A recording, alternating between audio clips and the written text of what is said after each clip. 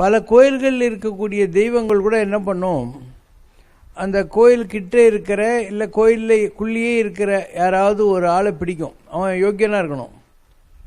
அப்போ அவன் மூலமாக தங்களை சார்ஜ் பண்ணிக்கும். அவனை ஜபம் பண்ண வச்சு, பூஜை பண்ண வச்சு, சேத்திராடம் பண்ண வச்சு, அப்படிலாம் பண்ணி அவனுடைய சார்ஜை கல்லுங்க வாங்கிட்டே இருக்கும். இப்போ மாயம்மா கன்னியாகுமரி கோயிலுக்கு வெளியே இருந்தாங்க.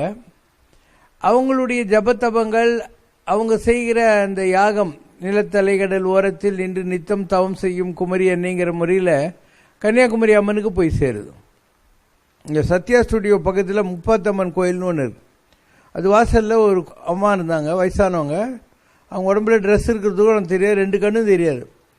அப்போ முப்பாத்தம்மா என்ன பண்ணும், அந்த கேள்வியோட உடம்பு வந்துட்டு ஜபம் பண்ணுவோம். ஸோ அதுக்கு நீங்கள் போடுற புற பேஸ்கெட்லேருந்து டீலேருந்து எல்லாத்தையும் அந்த முப்பாத்தம்மன் தான் வாங்கிக்கும். அண்டு தன்னை சார்ஜிலேயே வச்சுக்கிட்டு இருக்கோம். இப்படி பல கோயில்களில் இருக்கக்கூடிய தெய்வங்களே கூட மனித உடல்களை தான் பயன்படுத்தும்.